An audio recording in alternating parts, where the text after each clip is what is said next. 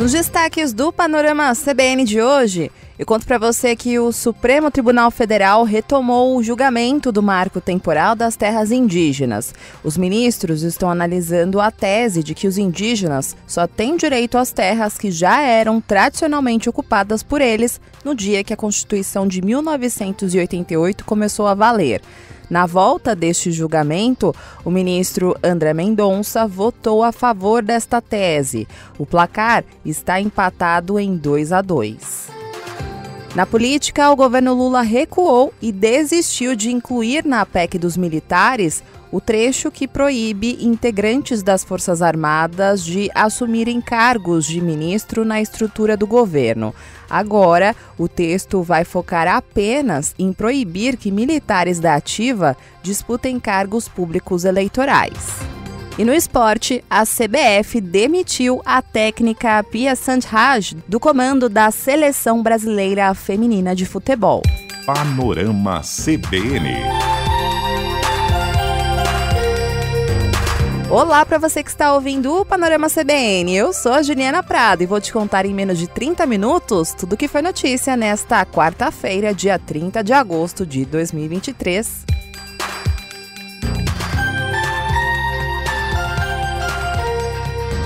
E eu começo este episódio contando para você que o Supremo Tribunal Federal retomou hoje um julgamento muito importante que analisa o marco temporal.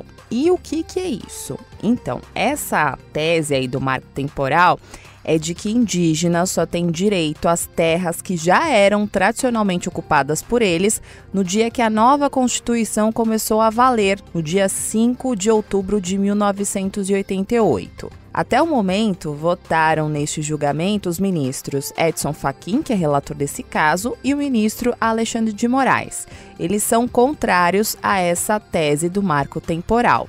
O ministro Nunes Marques, que também já votou, ele é a favor da tese do marco temporal. Esse julgamento, como eu falei para você, foi retomado hoje com a apresentação do voto do ministro André Mendonça, que tinha pedido vista do processo no começo de junho. E ele deu uma prévia aí do voto dele hoje, sinalizando sendo a favor da tese do marco temporal. Eu falei em prévia do voto porque, enquanto eu gravo este episódio, no final da tarde de hoje, a sessão no Supremo foi paralisada. E com a volta desta sessão, quando o ministro terminar de ler o voto, o placar desse julgamento deve ficar em 2-2. O ministro André Mendonça, ele argumentou que o artigo 231 da Constituição Federal respalda a tese do marco temporal, que foi usada como entendimento para a demarcação da terra indígena Raposa Serra do Sol, em Roraima, em que o recorte temporal foi a presença dos povos originários no território em 1988. Não obstante a centralidade de que se reveste a questão pertinente às relações que os povos indígenas mantêm com a terra, é preciso ter presente que o artigo 231 da Constituição estabeleceu de maneira bastante precisa quanto ao fato da ocupação indígena um marco temporal que, situado em 5 de outubro de 88, atua como aquele insubstituível referencial a que aludiu em seu voto o eminente ministro Carlos Brito. Prossegue Sua Excelência. Isso significa que a proteção constitucional estende as terras ocupadas pelos índios, considerando-se para efeito dessa ocupação a data em que promulgada a Constituição. E o que está escrito aí nesse parágrafo 2º do artigo 231 da Constituição Federal? Então, está escrito o seguinte, que as terras tradicionalmente ocupadas pelos indígenas destinam-se à sua posse permanente, cabendo-lhe o usufruto exclusivo das riquezas do solo, dos rios e dos lagos nela existentes. Quem é contra a tese do marco temporal indica aí que essa tese é inconstitucional e que essa tese é uma interpretação. Atualmente, só para você saber, há cerca de 760 áreas indígenas demarcadas pela FUNAI e, dentre elas, mais de 400 foram homologadas ou protegidas. Portanto, grande parte desses territórios é alvo de disputa entre os povos originários, os povos indígenas e também ruralistas. Outro ministro que deve votar na sequência é o ministro Cristiano Zanin, que foi indicado há pouco tempo por Lula para assumir uma vaga no STF. E há uma grande expectativa para o voto dele, porque ultimamente ele está sendo criticado pela esquerda por posicionamentos mais conservadores, digamos assim, em seus primeiros votos no Supremo. E por causa desse julgamento da tese do marco temporal, que é uma pauta muito importante para o governo Lula, a ministra dos Povos Indígenas, Sônia Guajajara, esteve ontem no gabinete de Zanin para falar sobre o assunto e explicar a importância do ministro votar contra essa tese. Na segunda-feira, o ministro recebeu a visita da senadora ruralista Tereza Cristina, ex-ministra da Agricultura do governo Bolsonaro. Os ruralistas, como eu falei para você, defendem a tese do marco temporal para dar mais segurança jurídica e também aumentar a produtividade agrícola. Durante esse julgamento de hoje, que é histórico, centenas de indígenas foram até o STF acompanhar aí os votos dos ministros. A nossa repórter em Brasília, Samantha Klein, conversou com o cacique Raquiaburo, da etnia Caiapó, do estado do Pará. E ele disse que a defesa da demarcação é também a defesa dos povos e da Amazônia, diante aí da grilagem e do garimpo ilegal. Amazônia, né? A Amazônia que nós estamos defendendo. Por que nós estamos defendendo? Porque nós estamos segurando o pulmão do Brasil. Porque esses Amazônia que está criando carbono e hoje que nós estamos vivendo aqui no Brasil, fora do Brasil. Então, esse carbono que nós estamos segurando o pulmão do mundo. Todas as atualizações sobre esse julgamento você pode conferir amanhã, claro, na edição da manhã do Panorama CBN com a Natália Furtado, ou se você estiver muito curioso para saber qual que vai ser o voto do ministro Cristiano Zanin, recomendo que você ouça a programação ao vivo da CBN por meio do nosso site, aplicativo ou também Globoplay e YouTube. Do Judiciário, vamos para o Congresso, porque o ministro da Defesa, José Múcio Monteiro, se reuniu hoje com o ministro das Relações Institucionais, Alexandre Padilha, e também com alguns senadores para discutir uma proposta que proíbe militares de disputarem eleições. Militares da ativa, tá? Só para você entender, atualmente, segundo o Ministério da Defesa, o militar ele pode se candidatar a algum cargo desde que ele saia do cargo, né? Ele se licencie do cargo. E se ele for eleito, ele assume o mandato. Se ele não for eleito, ele volta a ser militar da ativa. Essa medida aí do governo é para tentar evitar a politização nas Forças Armadas com militares na política, como aconteceu durante o governo Bolsonaro. Só que o governo Lula recuou hoje de uma parte da proposta e desistiu de incluir nessa PEC dos militares o trecho que proíbe integrantes das Forças Armadas assumirem cargos de ministro na estrutura do governo. Agora, esse texto ele vai focar apenas, até para facilitar a votação e a aprovação, vai focar em proibir que militares da ativa disputem cargos públicos eleitorais. Esse recuo aí, ele tem relação com o entendimento de que, ao assumir como ministro, a pessoa ela é convidada pelo presidente da República e se torna aí um ato voluntário. Mas, ao se candidatar em um processo eleitoral, o militar acaba entrando na vida política. A estratégia aí é garantir a neutralidade política nas Forças Armadas. Esse texto também, que ainda vai ser analisado pelos senadores, prevê que caso o militar queira se candidatar e ainda não tenha tempo para ir para a reserva, ele vai ter que se afastar das atividades militares. Bom, a ideia é que o autor aí dessa PEC seja o líder do PT no Senado, Jacques Wagner, que já foi ministro da Defesa. Hoje ele descartou aí a possibilidade da medida valer para as eleições do ano que vem, as eleições municipais, porque ela não pode ser considerada para os pleitos que aconteçam após um ano da aprovação. Ao final desse encontro, que reuniu senadores e também ministros, O senador Jacques Wagner disse que proibir militares de se tornarem ministros seria uma forma de discriminação. Originalmente tinha a inclusão de ministros. Na evolução do diálogo se percebeu que isso poderia caracterizar um tom discriminatório, que não é o objetivo nosso, e portanto a gente tirou, porque como eu já disse aqui, quantos casos, óbvio que no governo anterior aconteceram muitos casos, mas é uma discricionalidade do presidente da República. Então, se o presidente quiser convocar, eu diria que ele, ao seu ministro da Defesa, terá que consultar e, eventualmente, o ministro poderá dizer, olha, eu não acho bom, porque acaba quebrando a hierarquia, etc, etc. Se o presidente da República tivesse entendimento que não é bom bulir por conta da disciplina e hierarquia, ele não convida. Se ele entender que tem um serviço a prestar por um militar, ele convida, mas, insisto, não foi uma decisão do militar. O ministro da Defesa, José Múcio, diz que esse tema aí de botar um freio nos militares da ativa para concorrerem a cargos políticos é um tema pacificado entre as Forças Armadas e que já foi discutido há meses. Ele também diz que o objetivo é evitar que militares retornem aos quartéis depois de ter ingressado na vida política. Uma coisa assim absolutamente pacífica, discutido com os comandantes durante exaustivos meses, eles entenderam a razão, em nome do diálogo e essa função da política.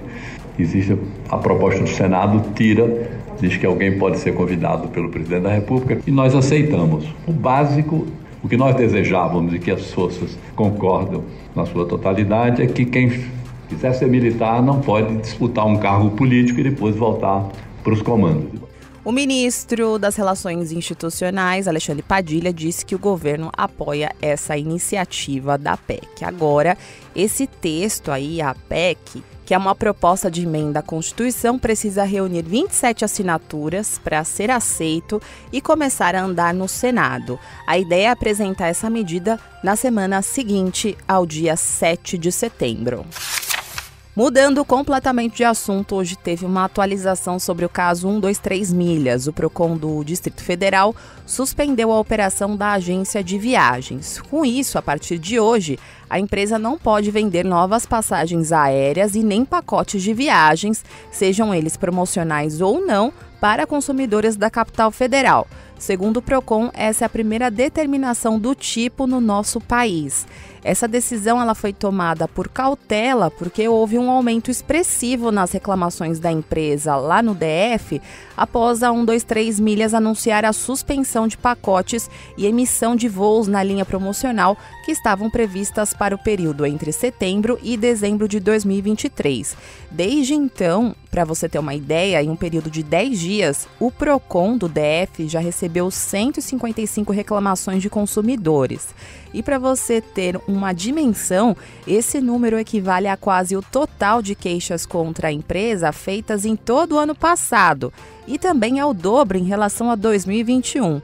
O diretor do PROCON DF, Marcelo Nascimento, diz para nossa reportagem que, apesar da proibição, o site vai continuar no ar, mas o fluxo de vendas vai ser monitorado.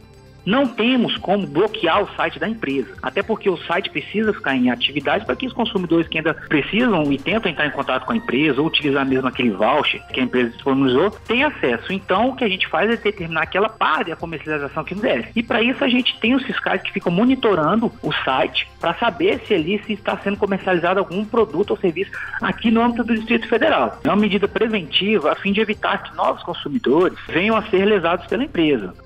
A suspensão da empresa permanece até que a 123 Milhas comprove que atendeu a todas as reclamações dos consumidores que estão abertas e até o momento estão sem solução. Eu lembro você que a 123 Milhas pediu recuperação judicial ontem. A Justiça de Minas Gerais ainda não respondeu se vai aceitar ou não esse pedido. Sobre esse assunto, ouvimos durante a programação da CBN o professor da FGV Direito Rio, Gustavo Clô. Ele disse em entrevista ao Jornal da CBN que o pedido de recuperação judicial da 123 Milhas deve ser aceito, já que o Poder Judiciário tem tido boa vontade com as solicitações, como por exemplo o que aconteceu com as lojas americanas. Só que ele disse que a situação dos consumidores fica ainda mais complicada se realmente a decisão for favorável à empresa. suspensão dos processos por 180 dias é só o início de todo um procedimento que irá resultar num plano de recuperação judicial, ou seja, numa proposta para pagar as pessoas. Pagar as companhias aéreas, os fornecedores, eventuais funcionários e pagar os consumidores. Mas vai pagar como? Vai pagar no futuro, vai pagar eventualmente menos, parcelado. E se não se chegar a uma possibilidade de pagar, a empresa vai à falência e os consumidores talvez não recebam nada. O professor também falou do modelo de negócio que vende esses pacotes flexíveis, em que o consumidor paga mais barato pela viagem, mas não define uma data específica. Para ele, esse modelo usado pela 123 Milhas e também pela URB está afadado ao fracasso. Segundo ele, o setor aéreo é extremamente problemático para se fazer promessas. O tempo todo, o preço da passagem aérea é influenciado pelo preço do leasing do avião, que é em dólar, do combustível, que no Brasil sobe muito, que tem uma carga tributária alta. As companhias aéreas, elas têm uma saúde financeira questionável, é histórico isso, elas vivem tendo problemas. As companhias que voam no Brasil hoje não são as mesmas que voavam há 30, 40 anos atrás. Todas as que voavam há 30, 40 anos atrás quebraram. Ainda falando sobre este assunto hoje, a CPI das pirâmides financeiras da Câmara dos Deputados, lá em Brasília, aprovou a convocação dos executivos da 123 Milhas. A comissão apura indícios de fraude de empresas de serviços financeiros que prometem gerar patrimônio por meio das criptomoedas. A convocação aí, então, obriga ao comparecimento dos executivos, que já faltaram ontem à comissão. O presidente da CPI, o deputado Áureo Ribeiro, disse que a atuação da 123 Milhas se assemelha aos casos de pirâmides financeiras, em que são necessários cada vez mais recursos para realizar a sua manutenção.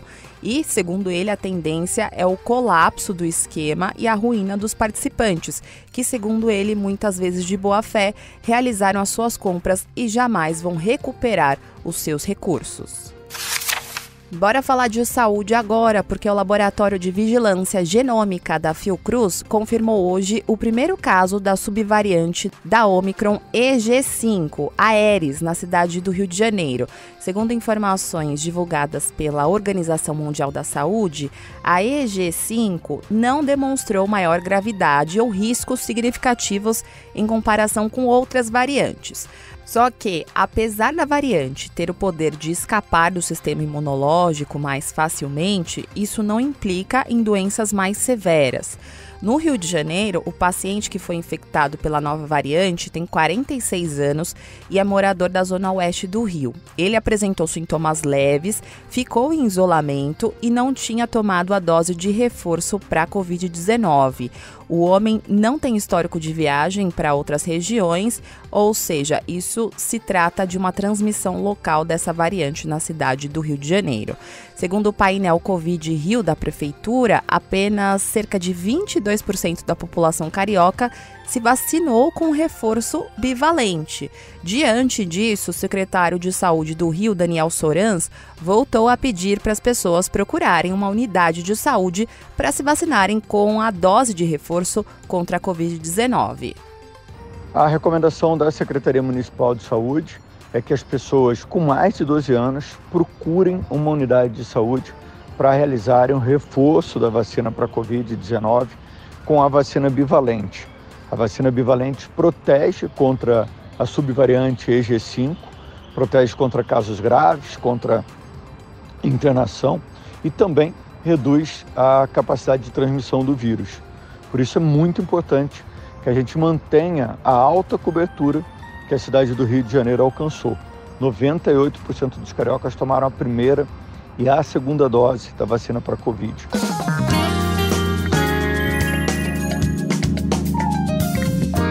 No mercado financeiro, a Bolsa de Valores de São Paulo encerrou o dia de hoje em baixa de 0,73% aos 117.535 pontos. No mercado de câmbio, o dólar comercial fechou o dia em alta de 0,30%, cotado a R$ 4,869. Já o euro encerrou o dia com uma alta de 0,66%, cotado a R$ 5,319. No noticiário internacional, o furacão Idália chegou à Flórida nesta manhã mais rápido do que a previsão inicial. O governador da Flórida, Ron DeSantis, pediu que os moradores não se arrisquem e nem se metam com esse furacão. Logo depois que o Idália tocou o chão, o furacão enfraqueceu e chegou à categoria 1, uma escala que vai até 5. Mas segundo o Centro Nacional de Furacões dos Estados Unidos, quando o Idália chegou ao estado, estava na categoria 4 e caiu para 3 ao tocar o solo. Mas mesmo assim, 2 pessoas morreram em acidentes de carros relacionados ao furacão. Até o momento, mais de 230 mil pessoas estão sem energia elétrica porque árvores derrubaram linhas de energia. Ao longo da costa, algumas casas já estão submersas até perto dos telhados e as estruturas desmoronaram. O Centro Nacional de Furacões informou ainda que os ventos seguem com velocidade maior que 200 km por hora e têm um potencial destrutivo. A nossa reportagem conversou com o brasileiro William Santana, que faz doutorado na Universidade da Flórida, que fica no norte do estado. E ele contou que hoje o comércio está fechado, a cidade de Gainesville está vazia, sem transporte, à espera da passagem do furacão, mas que amanhã tudo deve voltar ao normal. William contou que o governo fez várias orientações, como fazer estoque de comida e de água. Temos arroz, bastante enlatados, atum, legumes em lata, né? O abridor de lata também manual para facilitar a nossa vida, tem que ter, tocamos água. Uma coisa que eles falam aqui que a gente fez, todas as casas têm banheira e a gente encheu ela de água e tampou, sabe, o ralo para ficar com essa água em estoque, porque eventualmente eles cortam o acesso à água para poder limpar as ruas depois e aí para a gente não ficar sem água a gente garantir essa reserva maior com a banheira. O governador da Flórida, Ron DeSantis, orientou os moradores da região oeste do estado a deixarem as suas casas. Pelo menos 14 milhões de pessoas estão em alerta.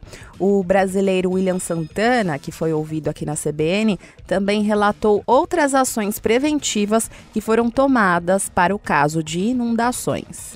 Para evitar que a água entre dentro dos apartamentos, a própria prefeitura fornece sacos de areia gratuitos, sabe, para as pessoas colocarem como barricada. Outra coisa interessante que a prefeitura fez também, eles ofereceram os abrigos para as pessoas que não se sintam seguras. E a própria Universidade da Flórida abriu o centro recreativo dele, que é um ginásio gigantesco, para as pessoas poderem ir lá, alunos, estudantes, funcionários e professores, ficar lá com a família caso eles não se sentissem seguros dentro de casa.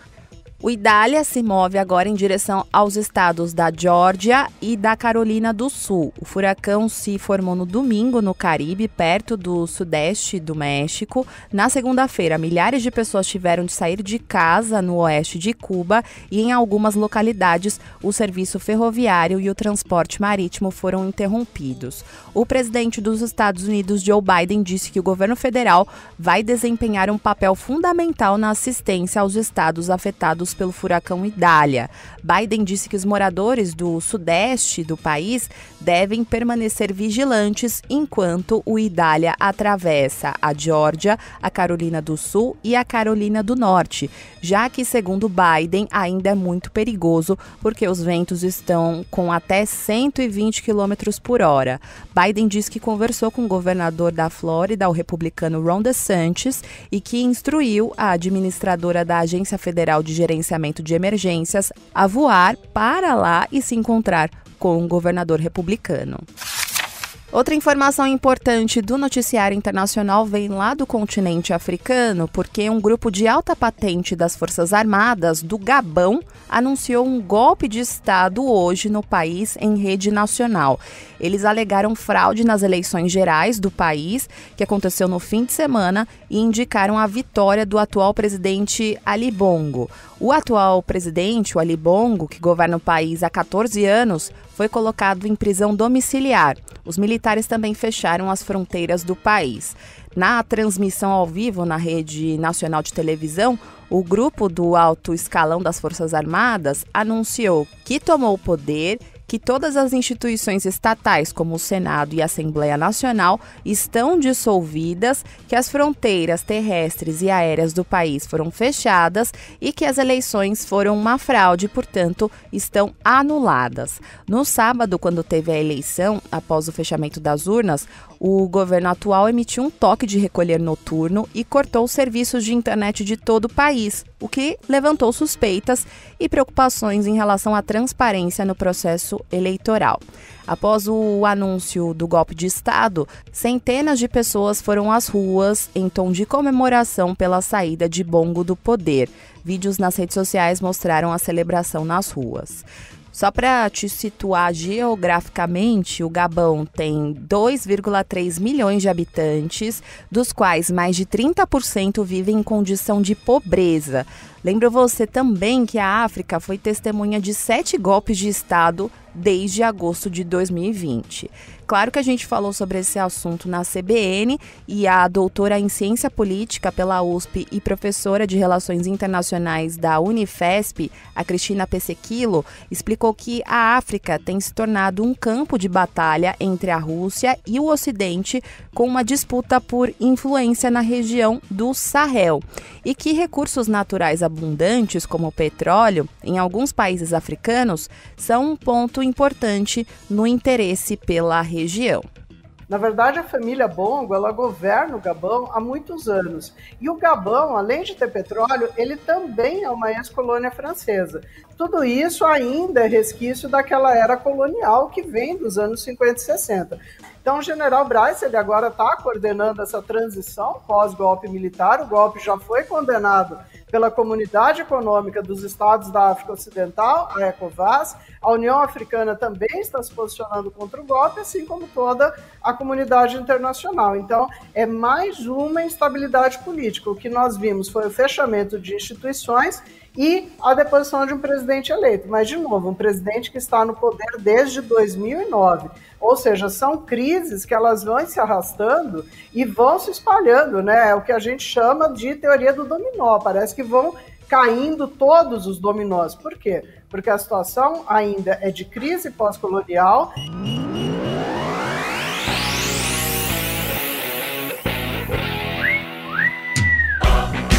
No esporte, a técnica Pia Sundhage foi demitida do comando da seleção brasileira feminina. A sueca, de 63 anos, deixou o cargo depois da eliminação precoce do Brasil na fase de grupos da Copa do Mundo da Austrália e da Nova Zelândia. Pia tinha um contrato até o fim dos Jogos Olímpicos de Paris, em agosto de 2024, mas a CBF decidiu encerrar esse vínculo. Junto com a treinadora, deixam a seleção os seus auxiliares. Pia estava desde 2019 à frente da seleção feminina e deixa o cargo com 57 jogos disputados, 34 vitórias, 10 derrotas e 13 empates. A última partida foi o 0-0 com a Jamaica no dia 2 de agosto, em que decretou a eliminação brasileira na Copa. O Brasil terminou em terceiro no grupo F com 4 pontos, atrás da Jamaica e da França. A derrota marcou a despedida da camisa 10 Marta dos Mundiais. Panorama CBN.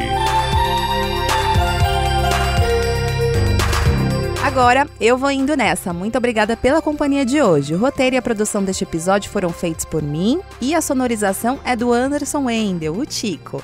E você pode me encontrar lá nas redes sociais, no @Juliana_Deprado no Twitter, no Insta é só procurar por @JulianaDeprado e tem também o e-mail que é o juliana.prado@cbn.com.br. Além disso, você pode, lá no Spotify, seguir, comentar e dar 5 estrelas nesse episódio. No Apple Podcasts, você pode seguir. No Deezer, você pode favoritar esse episódio. Lá no Google Podcasts, você pode se inscrever para receber sempre novos episódios por aqui. No Cashbox, você pode se inscrever e dar like. No Amazon Music, você pode seguir aqui a gente. E na Alexa, você pode colocar o Panorama CBN como um resumo de notícias na sua rotina de bom dia ou boa noite. E não se esqueça que amanhã tem a edição da manhã do Panorama CBN a partir das 7 horas da manhã com a Natália Furtado. Combinado? Beijos pra você e até mais!